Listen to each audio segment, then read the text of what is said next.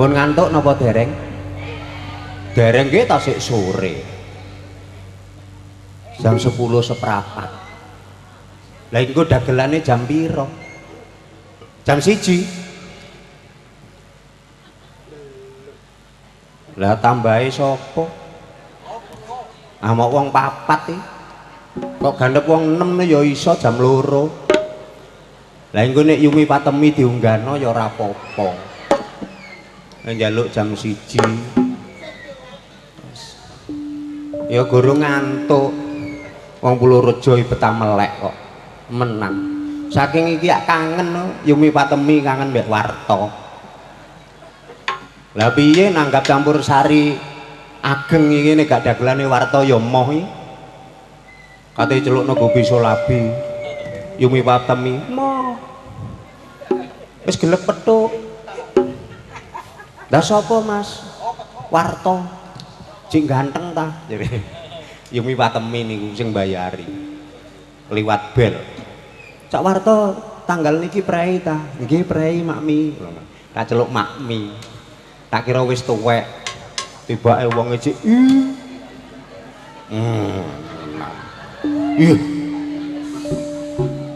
Mulane Gota Darto wis gak tau ngenang-ngene. Situk tok Yumi tok iku. Ditambahi Yumi situke ya moh. Ya situk tok Yumi tok iki. Sing awake ceking cilik. Alhamdulillah ya Allah. Diparingi seger waras sedaya nggih. Alhamdulillah rabbil alamin. Ya wis muga-muga wae bengi iki kula pun suwi soalnya mboten mlebet Pulurejo nggih tasik nembe niki. Sing taun pinten nika atos. Terus niki umpama Yumi Patemi gak kangen ya gak mungkin nekakno Warta. Tapi ya kok ya pas jodoh. Maksudnya jodoh niku biasanya nek bareng Putra Wijaya ngapunten nggih, kan tetep kula ropel sore. Warta metu sore berarti ludruke main kan ngoten. Alhamdulillah ditekakno Yumi Patemi Putra Prei. Lho. Lah ngene kok njaluk buyar jam 1 lho. Ya Allah, wong 4 njaluk buyar jam 1. Tapi ya ora apa-apa. Pokoke ngene Yumi Patemi. Ya apa sak pira, Cak? Ya. Bengi iki oleh undangane Gota Sudarto. Hajate nyunatno Kang Putra.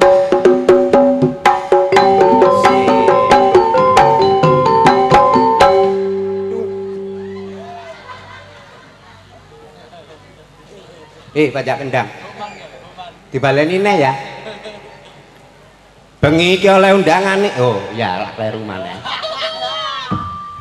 Karek penake iki lho ngene Yumi iki aja digawe sembrawara iki rek. Larang kita tanggapane ora murah iki. Modelmu kok iso. Bengi iki oleh undangan nok Pulurejo ana daleme Bapak Sudarto.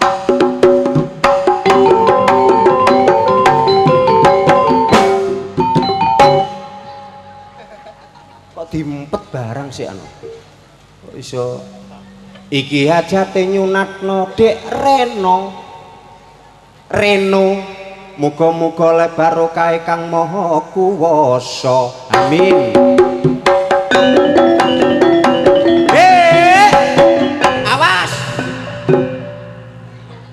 karek penake kadek dimpet barang. Mergo nek duwe gawe sik dina riyaya lair batin nanggone wong tuwa.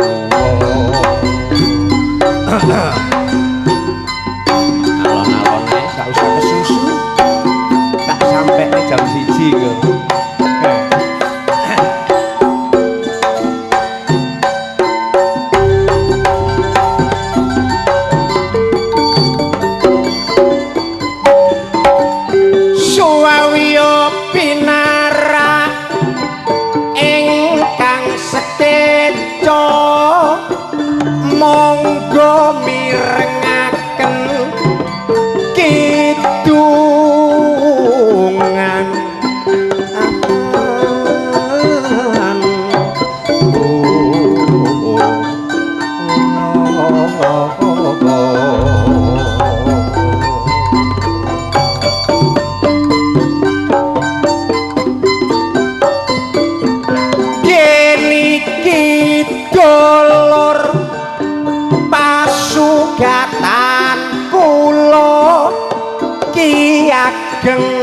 mulya pinaringan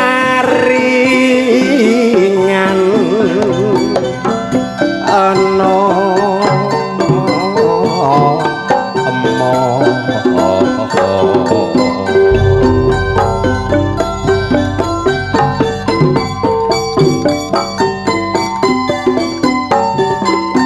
mula kabeh dulur ayo padha muji syukur kita wis diparingi iya panjang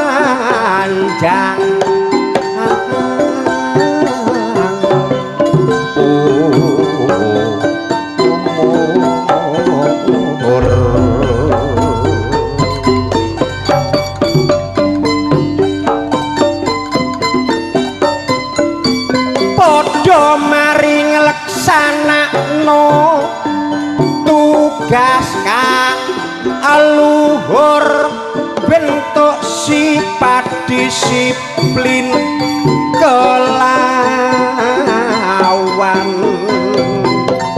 ajo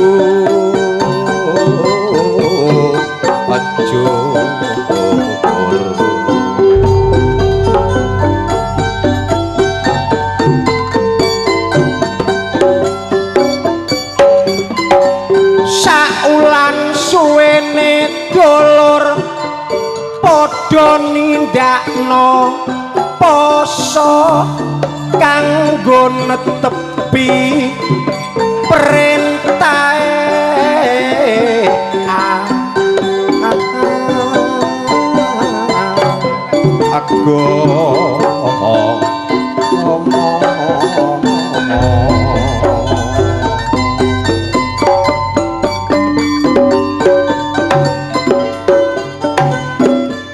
kabeh padha nindakno amal lan ningkatno takwa padha karo ngleksanakno pengamalan ponco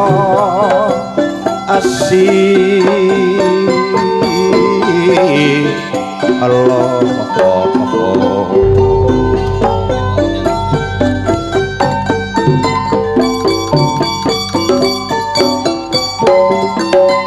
mula saiki dulur seulan sawal dina riyaya mula ayo padha njung nang gone wong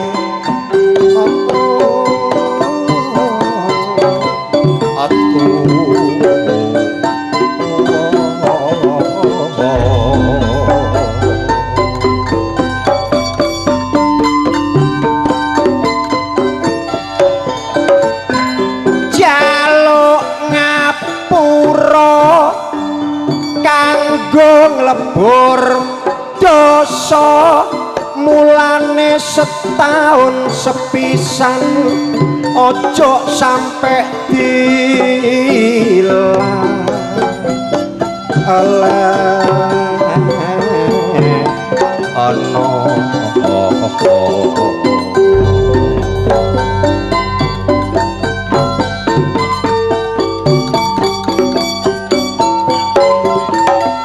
dina riyaya dulur uga diarani Idul Fitri sing tegese dina sing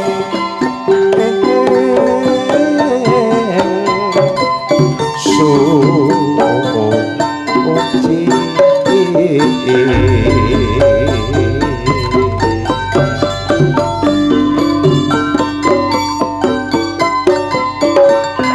gething lan sengit ayo padha diilangi jerengkilan meri ojo dilang akon ani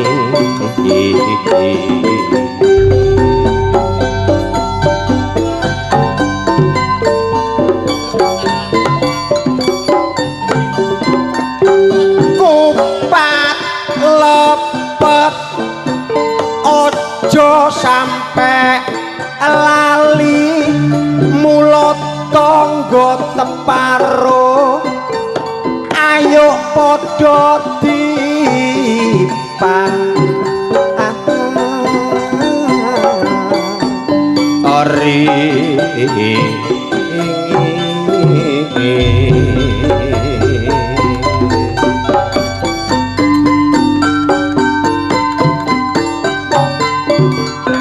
silak turuk mi sugeng ri yati sagung kelepatan kula lebur dina ani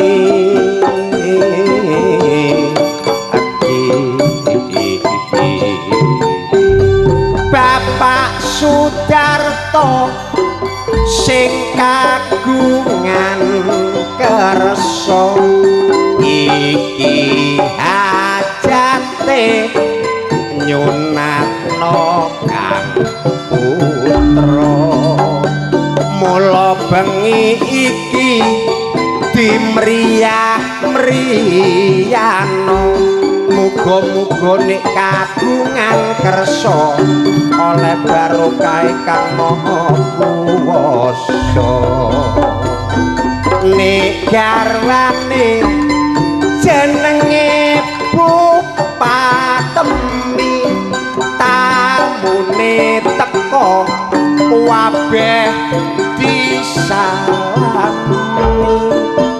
dijak mlebu terus dihormati barek ngomong sakecap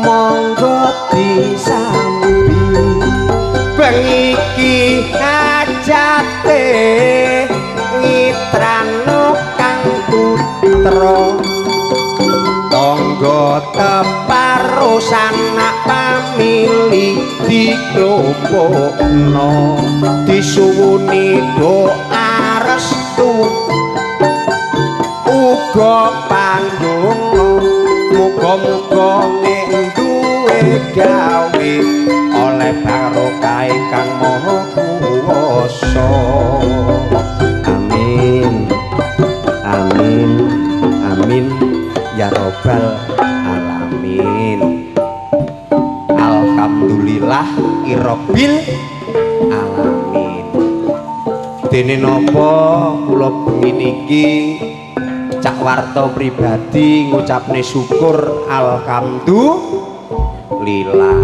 merga napa diparingi rejeki kali Mas Sudarto beserta Ibu Patemi bulan-bulan niki dina-dina niki kudune sing ngleksanakno lahir batin riyaya leburan sekabehing dosa tapi wis ditimbali karo binipun Bapak Sudarto beserta Ibu dikongkon ngibur kagungan kersa nyunatno kang putra adik Reno mulane kula syukur alhamdulillah luwe-luwe penjenipun Bapak Sudarto beserta Ibu syukure tambah luar biasa merga napa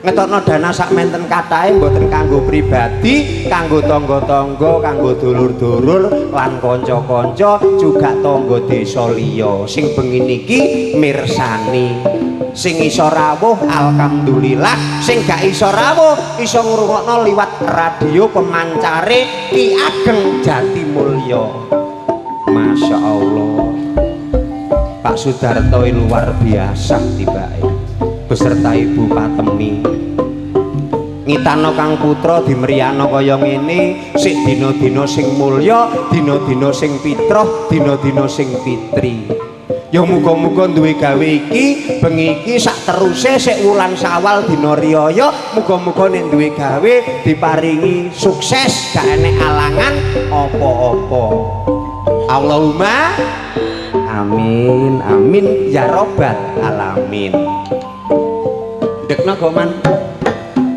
nah bengi niki kula nggih syukur alhamdulillah juga malih merga napa iso riayan siji riayan kali Pak Sudarto beserta Yu Patemi nek Mas Darto walaupun dipapak mriku disalami sing yu patemi sing dereng mbuh jarene pengen ketemu aku bosok ketemu kok ora dipapak pundi Yumi patemi oh ndelik ta kelangan duit kok ndelik to Yumi apa maneh sampean njaluk disyuting kudune kan panjenengan beserta Mas Sudarto karo adik Rino kan kudune ditayangno nyuwun sewu Bupatemi kula aturi minggah panggung sekedap kersa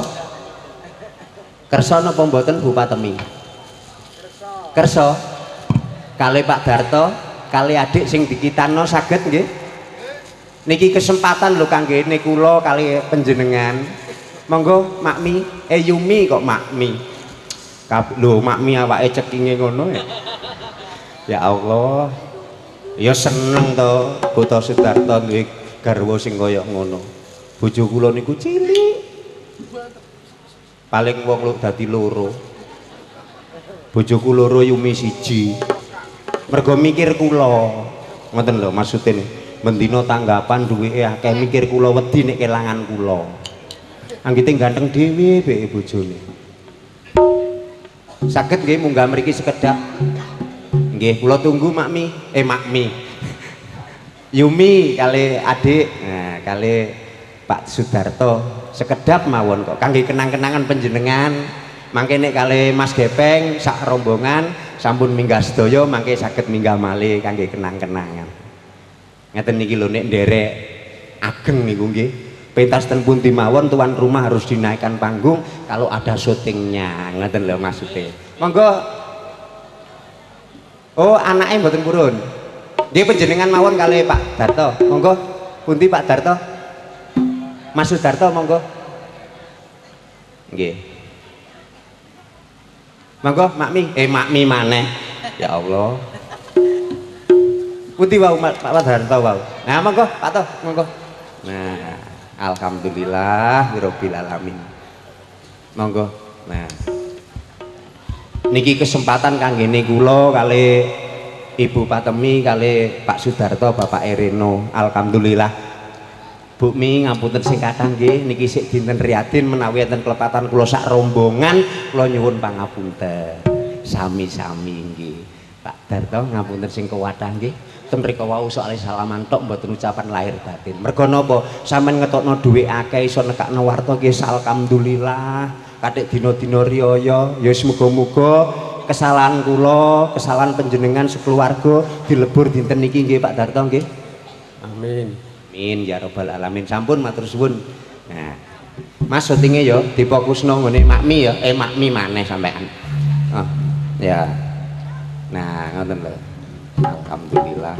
Kinggo adik sing sunat ngundal ro nangis. Aku dik iki gurung salaman tekakno warta maneh, Mak. Engko nang ngono. Dik Reno iku biasa arek ngoten nek nagihan nah. Nagihan nggih nek sing perawan wis gak nagih alhamdulillah iso riyaya kali tuan rumah lah sakniki karek riyayan kali penggemar setia niki sing rawuh dalu niki kesempatan kangge niku kula belum tentu panjenengan kula kadang-kadang ngapunten sing kathah nggih niki perlu kula sampaiaken terus para yai para ustad niku nek dina riyaya gelem lahir batin karo sapa ae sekabehing dosa niku dilebur mulane kula bengi niki kesempatan ya nek sok tahun ngarep poso maneh iso menangi lah nek mboten menangi lah niku lho dulur wong kula niki mboten wedi mati kok masih panjenengan nggih pun sampai wedi mati mergo napa sapa rong kok sampean mari nonton aku terus mulih mati ya gak ro tapi nggih pun sampai niki ucapan yang tidak bisa dilesi ngoten lho maksudnya harus terjadi niku pasti mboten kathik mboten nah nggih to ngapunten niki wau sampun tuan rumah bapak kali ibu sakniki kari panjenengan sedaya Mas kendange ya nyuwun sewu Mas sing mirsani wonten mriki sebelah kanan kula nyuwun pangapunten mugi-mugi dosa kula dosa panjenengan dilebur dinten niki nggih monggo nah mriki sampun karek keluargane Yumi karo Gukmo ngapunten keluarga saking Bapak Sudarto beserta Ibu Patemi kula lahir batin panjenengan nggih lahir batin insyaallah lahir batin mergo napa pun ucapan niki pun padha kalih batin sampean sedaya kelepatan kula kelepatan panjenengan dipun lebur dinten niki nggih. Nah, monggo. Nah, monggo. Nah, monggo. Nah, monggo. Nah, monggo. Nah, monggo Bu. Nah, Nah, monggo Bu. Nah, monggo Pak. Lah. Nah, ini kok lho cik no barang. Monggo. Nah, alhamdulillah. Panjake kok mringis kabeh wis tak salami dingenane ya wis ketemu kok saiki gremeng maneh. Ya lu bagian ta? Nyo bagiane. Wakase nek oleh tambah.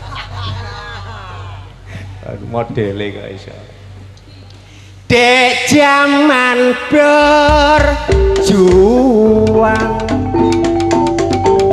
njur kelingan anak lanang biyen tak openi saiki ana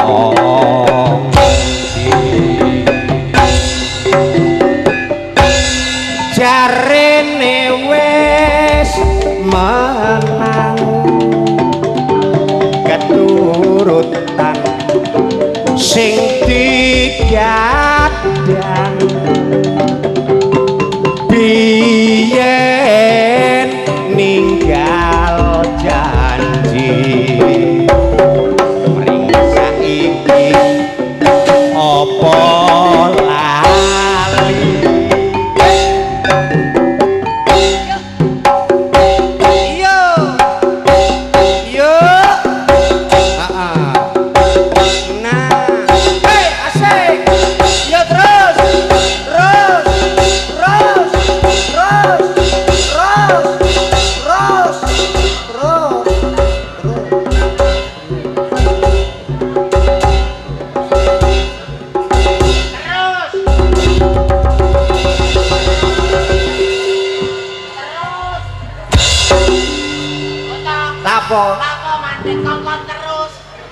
Lah kok kon terus ya, Bang? Lah aku mumpung oleh cekelan rasa. Kepeng. Apa to? Lah ngene iki rugi ndewek. Lah apa kok rugi? Lah iki cekelane kadung mantep. Kan kok iso sih Bang kon niku, Bang? Oh, ambekan aku njaluk terus mumpung ngado omah. Lah ning ndok omah? Ya sungkan mantu iki. Oh, sungkan mbek mantune. Nek nduk kene gak sungkan ya? Gak, nek kene adoh kok. Heeh. Nduk kene adoh, nek nduk omah sungkan karo mantune. Mergo nyambut gawene konangan mantune. Heeh. Tambah ngendon-ngendoni. Oh, kendo ya? Lho, yo semangate ya kendo ya? Heeh. Oh, lah gekno omah iku? Kendo. Gak yo kenceng kuwi. Oh, nek kenceng ya nang dadi, nek kendo ya gak dadi-dadi. Oh, gak sido aku mondasi gak sido dadi. Lah apa? Titik cah cilik-cilik ge akeh kok. Lho. Lah kok digawe akeh ya? Lah, batumu batu apa? Batu ginjal. Lho. Ngene gak kurang ajar ta kon niku. Maksudnya batu pandasi kan ya batu biasa. Sing apik iku batu teko Pare, batu hitam sing ireng iku. Luwe mayar maneh batu sing teko Tuban, putih iku. Oh, kurang apik. Ben rusa karepku tak pondasi campur beton. Entek tewel pirang kintal? Woi, sawit-wite. Maksudnya di beton ini apa sih? Beton ya sing wesi tok lho. Oh, dicor. Ababmu ngene. Muni cor ngono kok irungku brebeken. Ababe sapa? Abab sampean. Ya sorry ae to Mas Gepeng. Lah munggo mambu ababku lah anu mak patem mak patemi maneh. Yumi patemi mang menolak salaman mbek aku karo Mas Sudarto naik ke panggung mau. Mbek dimpet. Ya sorry. Ha. Oh, kancane kate dimplok. Ya tak dudukno kasus nyatane to. Mangkok. Ha. Mangkok diel. Oh. Kok malah gak. Ya iya. Ha, oh tekku balik. Mulane ta, wong iki aja sok ngelokno wong, aja sok maido kanca, didelok jithoke jare wong tuwa, deloken jithokmu dhewe aja ngelokno wong, aja ngrasani wong graya ana jithokmu. Iki unen-unene wong tuwa. Alon to dhisik. Iki gak ngelokno timbang sampean kewirangan, apa maneh main nang nggone. Pulurejo. Pulurejo. Heeh. Wong desane wis rejo kok. Lah ki engko nek lawake gak rejo, krawitan gak rejo, jadi malu deh. Isin karo sapa? Karo Yu Patemi. Lah apa kate isin barang wis diniati lahir tumu sing batin ikhlas. Kelangan duit 20 juta gak masalah. Gak masalah. Ya toh, iki Kak. mang wis digambar. Heeh to. Sampean nyuwun kenang-kenangan. Dilebokno Gudi Sidi. Iki lho. Sidi. Lah iya aku. Syuting VCD. Aku ngomong apa? Gudi Sidi. Gede barang. Tambah buanter iki. Dilebokno syuting VCD. Sing wis kondang. Tayo, tayo, tayo, tayo. Acake pen mripate mendulu asakalo. Kowe kaya grenduwo. Wong aku Iku lah lagune arek-arek sih anak-anak sih tayo iku. Lah ya mumpung jek cilik-cilik padha melek tak kudang tayo. Mas, masuk Pak Eko. Oh. Wong mat kok masuk Pak Eko kon niku lho kok iso. Modelmu kon kok iso sih pengen niku, Pak. Ya ngene iki lho kok golek pangan nek. Numpak king renteng-renteng. Renteng-renteng. Tayo. Ya seneng wong kene ngerti lagu iku jare. Lah ya sapa rum ben iso Sunat terus njaluk awakmu, njaluk Cak Warto, njaluk campur sari iki. Campur sari ki ageng Jati Mulya. Kaya Adik Reno iki. Adik Reno. Reno ya. Iki kan permintaane sing sunat. Lah iya. Lah iya to. Tetep nangis njaluk Ki Ageng Jati Mulya. Tapi sayange iki mang sondok gelo tak jak munggah ning panggung foto salaman di syuting gak gelem areke. Gurung waras paling. Ora, aku ngerti kok. Lah apa? Sore mang harus ketemu karo awakmu. Lah Pak Gepeng kok brengose gak dicukur. Kok ketok nyopros kaya kawul lah. Pak Warto lak ganteng. Ya ngono lho. Alon to dhewe gak gelem. Lah mosok perkara brengos. Ya iya to jelas to. Lah sing wingi sore tanggapan campur sari iki ya to gak nonggone sebelah pelandaan. Nah sing sunat munggah ibuke munggah ya to gak. Iya to mergo seneng brengosmu. Lah iki bengi iki Adik Reno gak seneng brengosmu kedawan. Lah ya to gak. Wingi wis tak kandhani potongen peng. Cek gak nyopros peng lho. Alon to dhisik. Kok to? Napa? Iki mancep lambe. Nemplek daging. Lah kok mbok cewer. Anggitmu iki suket grinting. Roro kok to. Roro.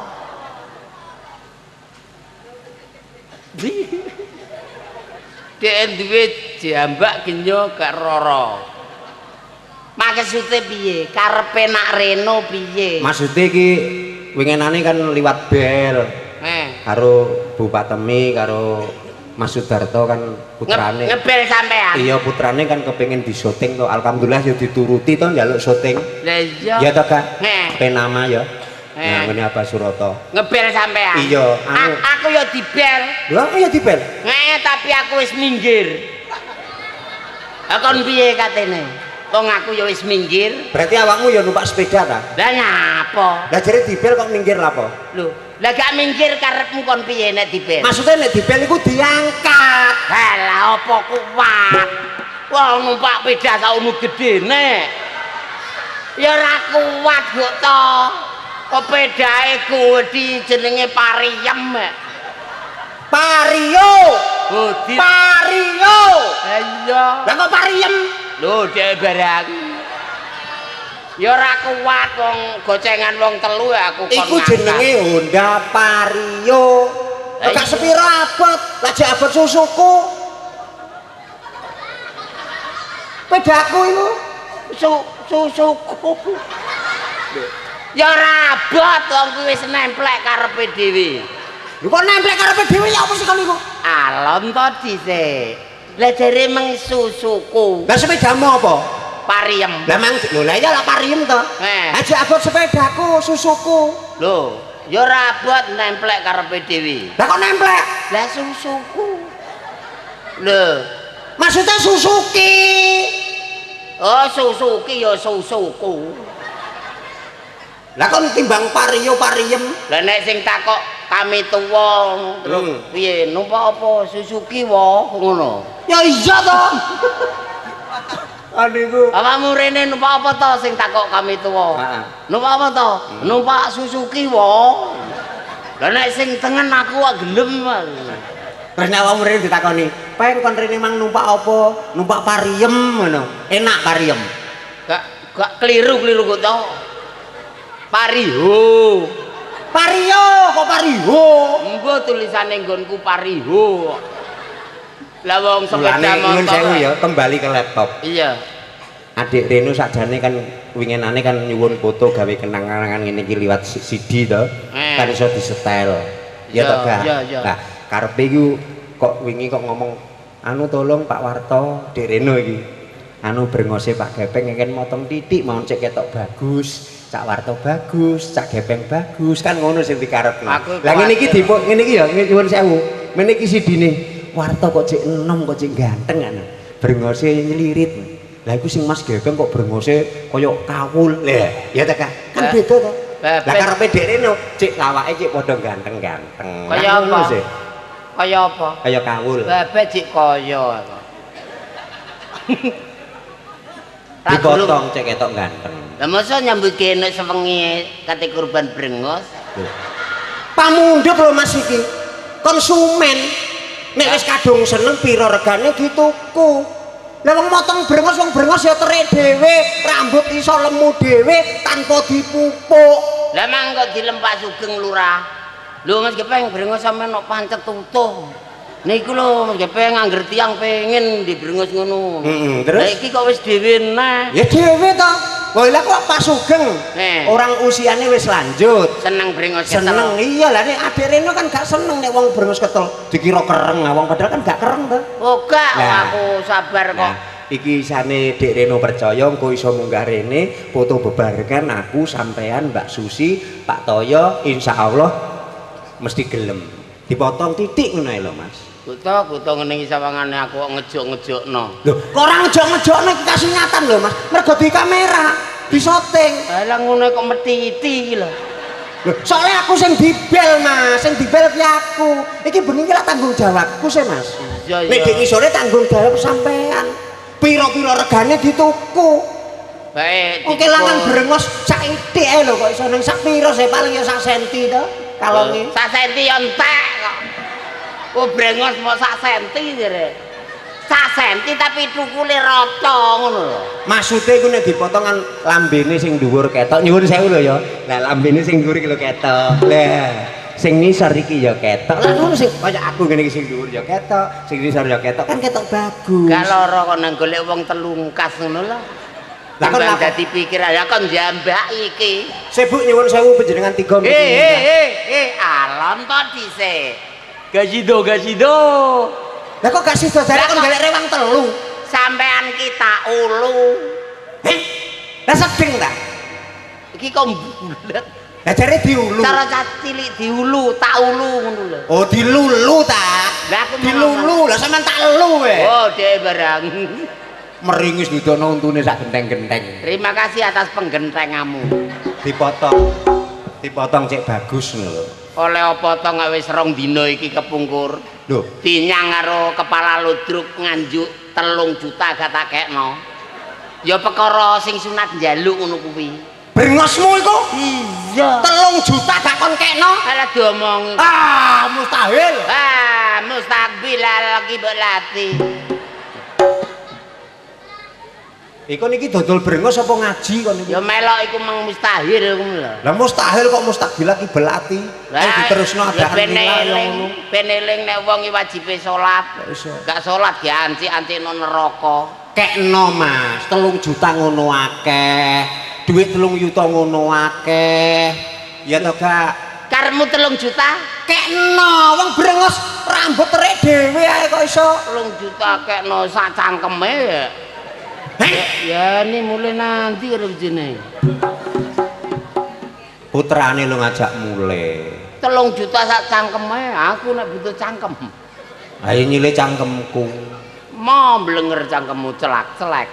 angge tamu sekakel ta oh ini modelmu kon niku Babah engko direno sadar dhewe nek kuwi brengos ge nyambut gawe Pak Gepeng. oke nyambut gawe Lah iya kok. iya ayo iki riyo lho Mas Ian Lho. sampean gak riayan dhisik ta karo Mas Sudarto mang wis salaman ning kono karo Bupatemi wis salaman ta Burung. lah ya salaman dhisik Ya engko nek sing bayari nek biaran kasep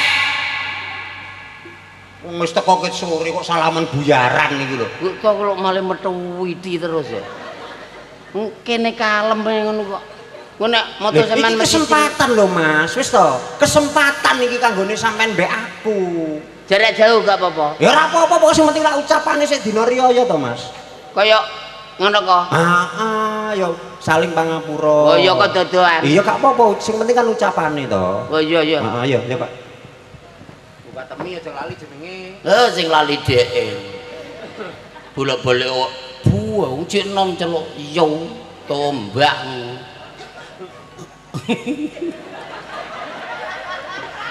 Temen iki njaluk sepuro kok bahasa isyarat. Gepeng Dalem Gus. jane paham kok gak to karepku Ya nek guru njaluk sepuro iku to kok. Lah masa mari sampean bawalan saiki kok metiti ya. Nggih dosane ora. maksudnya iki nglurusno lho Mas Iya iya. ya ndang cepet salaman mbek Yumi sik Mas Sudarto niki tasik sawal. Tiang mboten nelok saking kesalahan lan keluputan pinten-pinten lepat kula nyuwun ngapunten Mas Darto.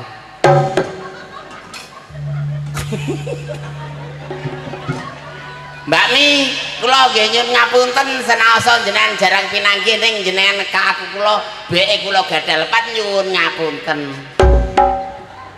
Nek wedok gedhi nek lanang tong. Bae dewi-dewi iku to. Penonton Peladen sedaya lanang wedok ngapunten monggo kula ratani king dodoan mboten sipate niki nyepele mboten ning kula nyuwun pangapunten saestu monggo diratani. Ayo le aja oyo-oyoan didum. Sing titik ya titik sing akeh ya bejane ngono lho. Po, ayo. Lho jene sing nangguri pipis barang ayo kene. Nah niki rata. Beleni le rata ta ayo sing kelempit kena iki salaman ta salaman oh gak lha apa ngeler irisan bako kok dikokon riyayan kok malah ngeler irisan bako iki karepmu ya apa sih pengen lah wis diratani kok iso mbok takokno ha jumbo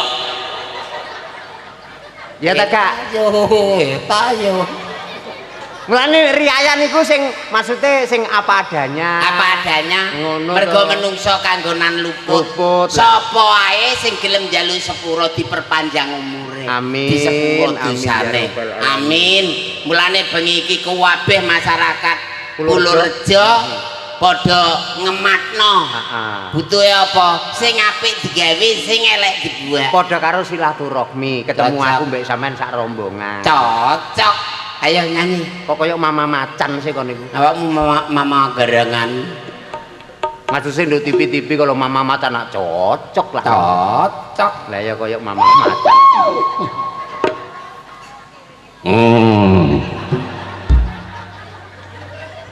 sajane iki nyuwun sewu nggih Mas Trimo napa tangga sebelah nggak ada lembu mbok menawa dereng dipakani monggo mbok menawa dereng diombeni monggo ingin timbang ganggu pentas kula kali Cak Gepeng soalnya niki di kamera nggih ngapunten dipakani riyin diombeni riyin sapine ngene mboten enten pakan diombeni nggih diberuki mawon dekilan ngopeni sapi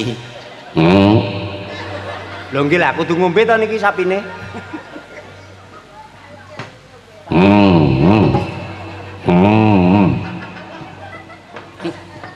ngapunten Bapak Ibu ngapunten ingkang kathah kula kinten nek lembune tangga separo tangga teparo Pak Trimo Pak Trimo sampeyan Pak Sudarto Pak Sudarto tibake niki lanangane sapi. Nggih, mboten napa-napa diarani lanangan sapi mboten napa-napa. Mumpung dulur mriki niki sami nglumpuk enten sapi wedok niki nang diceluk. Nggih, ken nglanangi sapi wedok. Lha kok paling malih nang aku sih kon? Lha dadi lanange loro iki sapi padha sapine lho. Sapa? Aku mbek awakmu. Peringisan kaya. Aja sok nemplekno mik ngene iki nang irung, Mas. Brengos sampean kan ketel. Lah engko nek nyetrum. Kesertum lut. Lah iya. Mari riayan. Saiki tinggal liburane. Liburan. Nyanyi? Nyanyi apa sak njalukmu? Oke, Sing nok TV lagu kaset sing lagi metu sing nyar-nyar, sing senengane remaja-remaja. Ya iso ya. Sitok gak nyentel lah. Sing lagu ini kan lho Mas senengane arek wedok-wedok nu HP ini kan akeh. Enak. Anak-anak barang kan seneng ngene. Sing ndi? Memang lagi cantik. Tapi maksudnya lagunya cantik iku lho. Sing piye? Memang lagi cantik tapi bukan sok cantik. Cantik-cantik gini. Sik cantik yo ngatemi. Ya lah kok gajuk yo ngatemi barang. Sik cantik yo patemi. Lah iku cocok mergo sing mbayari. Lah patemi ra mbayari kok iso. Bojone Guk Darto. Nekakno gepeng karo Cak Warto. Kok ya apa sih? Lah ya kae. Campur sarine ki Ageng Jati Mulya. Tanggapane gak sepiro. Penting kena didum rata. Nah, cocok. Paling akeh kok Guk Tawarto. Ngelak mangkel neh lah ngono. Lah masih aku akeh apa tak pangan dhewe. Lho lah ya maksude akeh terus didumno lho kok to. Lho lah iya. Lah dhuwit 4 juta do wong telu ya wuwu-wuding sih. Wong ngene kok angel sih kon iki. Lha Bapak ki engko nampa kakean ngarep. Lho kon wis njaluk wingi anakne iku ta? Ki kok dipotong. Lah mbok potong tak gak? Ya dipotong. Lah aku ya butuh Lah golek gunting kono. Lah kok lah gak payu. Lho jere dipotong. Wis ngurusi kon niku. Ayo. Memang lagi manja tapi ingin dimanja. ingin berduaan Cukup denganmu saja. Turuang kelas kok diperkosa. Lulu. Iki lagu apa kok gajok pemerkosaan barang? Iki lagu apa? Lagu Mang Cantikmu Mang. Lah cantik manja kok iso diperkosa kok gak ngerti undang-undang ta, gak ngerti aturan ta, gak ngerti tatanan ta. Ya ngerti to kok. Gak tau nonton TV kon. Ya ora di TV ya kon tonton. Apa sing ditonton? Dilonton nduk TV-TV pemerkosaan niku. Ya toh, kan dituntut hukum juga. Sapa sing merkosa konangan polisi dituntut, ada hukumnya. Ngerusak moral. Alon to dhisik. Kuwi sing dicontokno lak merkosa wong. Lah awakmu ku mang Merkosa perawan, merkosa bojone wong. lah turu diperkosa iku mang ayo. Iki merkosa karepe bojo. Bojo turu angkles diperkosa. Mergo wis ngedekno salat subuh. Diperkosa kuwi dipeksa. Ayo tangi nang salat subuh. Oleh ganjaran Ngelingno. mbah kurung-kurung kon nesu. Lah mang subuhe gak kon ngomongno dhisik. Pemerkosaan wirna-rena Guk to. Oh. Nek minggu gak digugah keliwat subuh dadine duwe utang. Gak oleh ganjaran. Titik. Padha karo sampean ngene iki ya. Nah, Nyambut gawe siji banyolan, nomor loro ibadah, nomor telu kena ge contoh. Lah ngono. Tapi contoh sing apik, aja contoh sing elek. Sing elek digugah. Nah, wis aja lagu iki nek pemerkosaane gak seneng aku. Senajan kok lempiasen nang gone digugah salat subuh diperkosa kon salat subuh liyane lagu liyane sing terkenal coba. Laguku dhewe aku. Ya, lagumu Setingen lho rupaku. Iya, coba. Aku nyanyi sing dilagokno bintang film India lho. Nah, iki lho cocok aku, seneng aku. Ayo, coba. Soale sing nyanyi sorokan. Heh? Elek. Iki lagu apa? Lah lagu India lho. Lah kalau lagu India kok sing dinyanyekno Sorokan? Sing ganteng gede dhuwur kuning. Masyaallah, iku Sarukan. Lah iya wis seru kok takok. Sarukan. Boh. Muskurane i wajah tumho. Suaraku iso merambat turut tusuk. Ndi. Oh, emplok kucing. Lho, jare suara umang lho. Merambat turut tusuk. Lah apa tuh suara tikus? Lah iya godak kucing entek wis. Kok suara kok merambat? Maksudnya iso gemblogok lho. Lah mergo sound sisteme penak. Heeh. Ya ngene iki ageng iku. Enteng tenan. Lah iya to kok ayo, Pak. Lho. Aja ganggu aku ta. Iya. Ayo coba siap. Kok gampang imunisasi. Emosi. Lho, ngono. Oh, emosi, imunisasi. Oh, dek barang. Lho. Gunggunane Tararara. ibadah tunggu. Asik. Dia jaina. Jai jatul jai ji. Kontol jare banyak, ndok bajul kari siji. Tul jaina. Nega nutul loga bena. Nutul kroso pena. Bareng tak serempeng tadi. Emang lagi cantik. Lo balik rono nah.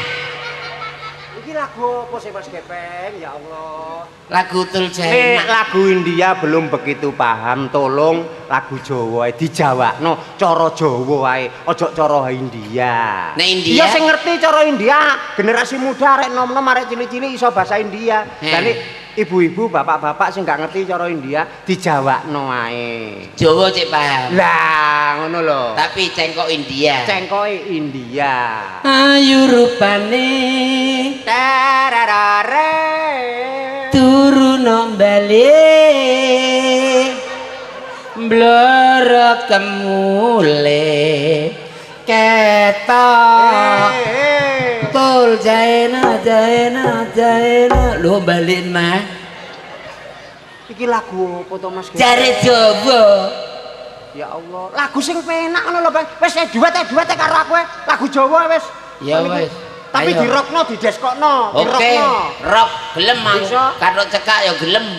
Duh, Lah timbang rock, maksudnya di hotno. tuh diotno dikerasno. Nah, Oke. musiknya kandhanono tak Yo sing hot. Iki lho disco Lamongan lho. Ya apa coba itu? Sing tabane dung tang kan dung tang kan dung tang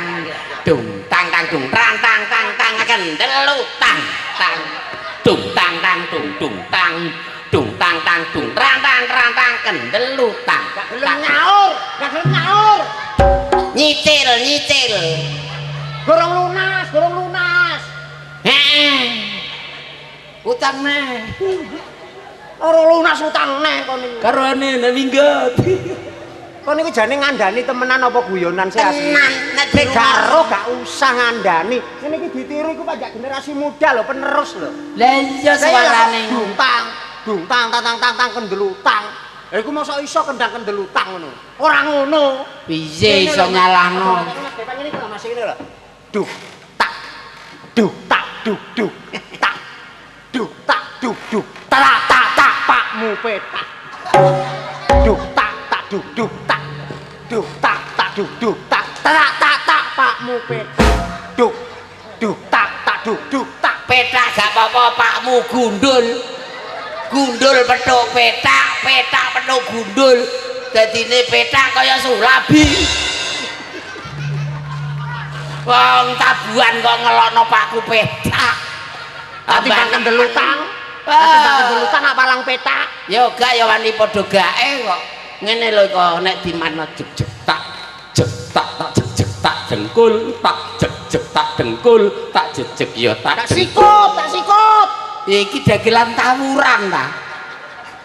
Tabuhan Wis kok. manut sak kemampuane sing nabuh drum wis. Manut e. Gak dadi dandanan. Nggih, pun manut mriku mawon. Monggo. 1 2 3 4.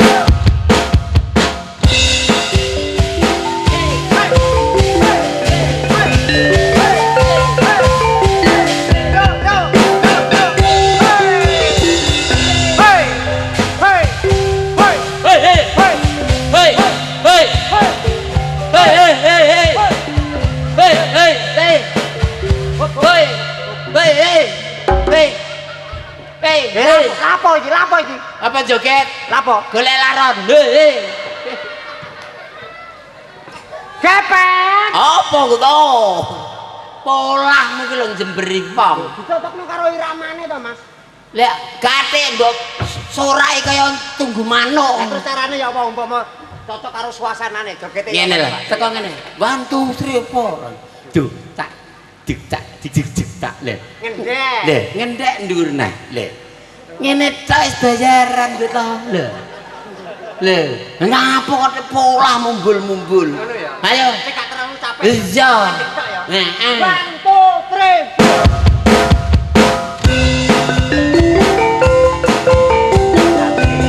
Iya, awas. Asik. Asik. Hup. Kok ta ngesakno sing ngisor kok ta? Delok meletet iki. Sundul lho. Nang tingkati wis lincipe ngono kok. Apa? Niki lho kendeken. Ngesakno sing ngisor. Oh, sakno. Lah jare mangkon ngendek kon niku. Kendeken jemberi wong. Ngene iki timpal ae. Kon niku ero wis ben kon niku, Ben. Rada saene mandek munjuk neh lho. Sakmene Mandek munjuk. munjuk Ngene ya. lah ngono wis utuh kok. Apane sing utuh? Sing utuh apane? Alah engko bijinen dhewe kok. Ayo 1 2 3.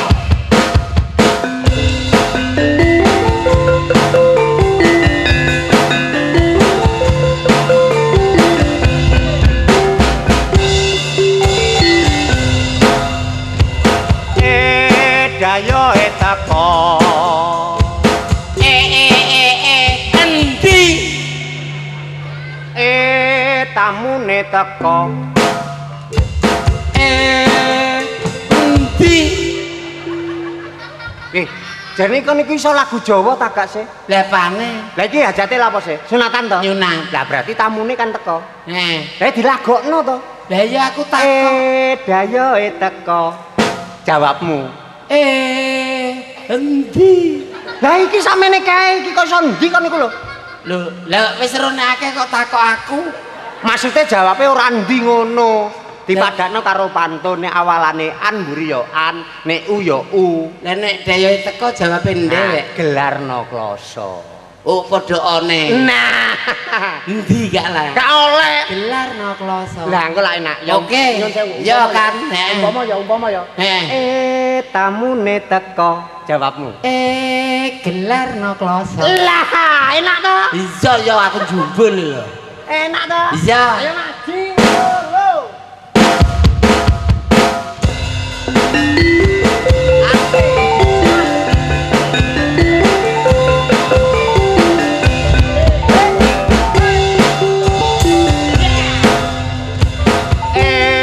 Tamune teko.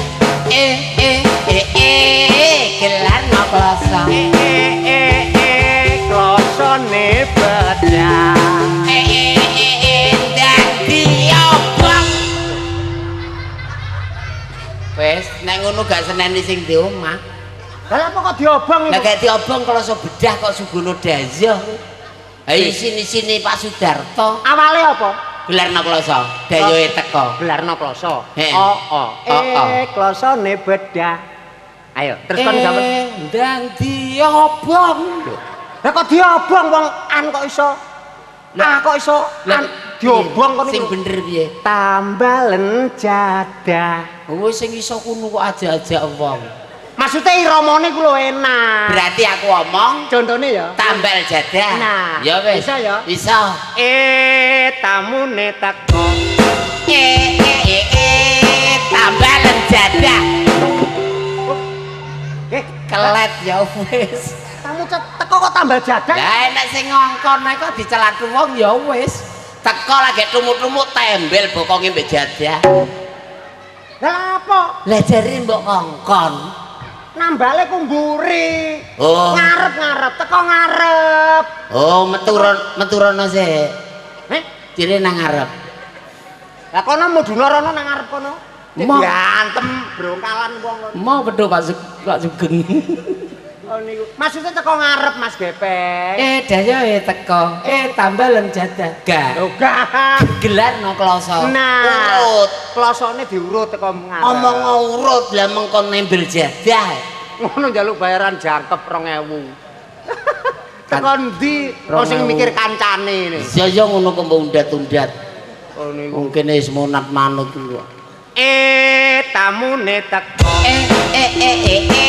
Gelar no kloso.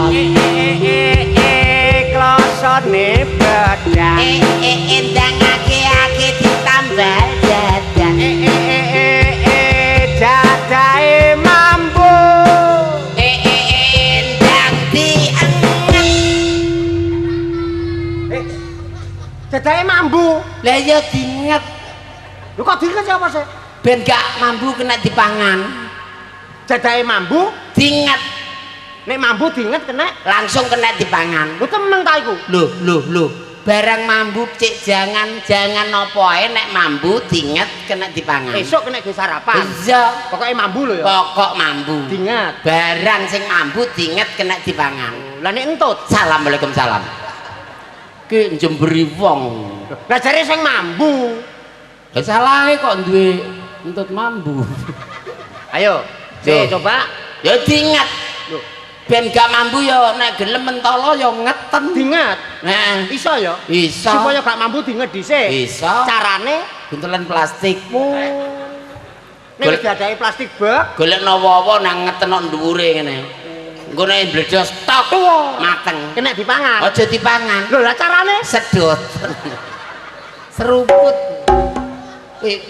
Ngono kok mbok godak. Maksudnya ini gak jok mambu ngono. Lah jadahe mambu diapakno? Pakakno asu. Lho, Pakakno asu. Ngerti? Iya ya ngono kok asune rene. Jadahe mambu pakakno asu. Terima kasih atas pengasuhanmu. Asune aja rene. Lah nanti Wis gua sing adoh. Sataga. Ya wis pakakno asu lho ya. Ya pakakno asu. Jadahe mambu pakakno Asu. Tamune teko.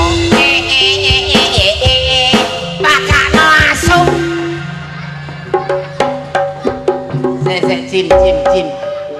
Cim. Wartoe nek dituruti tambah ngajak gendeng kok. Nek dituruti tambah nemen sampean. Jane sing gendenge aku apa awakmu? Karo. Karek ndi sing nemen. Kon iki kurang ajar kok jane. Ceweke teko. Pakakno asu. Ceweke teko. Gelar no kloso. Ayo. Alah. Jarno ketok ider brutu. Lan polahe bokonge ukil. Apa dodol liwat pitik kok ider? Lah kuwi lho mlaku kok bokonge iso tawa-tawa nggonmu. Terus kon ero, Jaluk nggonmu ta ijo nggonku. butrune ta? Blutrune ta? Ya mlakune. Ngono kuwi ngene iki penampilan to, Mas. Seje karo wong lanang. Biasa. Mergo gak nek lagune to. Lah nek arek wedok iki mlaku mesti penampilan juga, masih delok tamune Yumi, ya ta, Kak. Sandalan jinji tak mesti biasa. Ya penampilan. Action. Action tamune. Soale action. Mergo wong wedok ngene kan keluwesan juga. Ya. Kan nenek lagune to. Enak. Ya ta, Kak. Piye lagune? Mlakune kaya macan luwe. Tibake macane awakmu ya. Kadung nyatem. Lagune iki lak ngono sih. Lagune ngono. Sandal cincit penganggone. Triat suarane. Kelap-kelip yo suwenge. Nah, ya ta, Kak. Ayu Putri Solo. Alah ketipen terwecel. Halo Mbak, mendulu sakalu. Halo percobaan ganti bojo kelabaan. Iki lagu apa iki? Paribasan. Paribasan kok ngono. Nyuwun sewu ning. Oh ngemis nangkei to 2000. Gepeng. Opo kudu? Kon pancene nek gak ngerti karepku wis meneng wae. Kono nyisi kono. Meneng ae. Aku yang anggere mbok umbar penting gak mangan suket ngono. Kono ngisi kono. Wis wasno. Engko nek aku apik ya contone, elek gak usah dicontoh. Gak aku gak nyontoh winginane tak ge contoh ndandakno celana yang muntir. Sing muntir apane? Sikilku gak.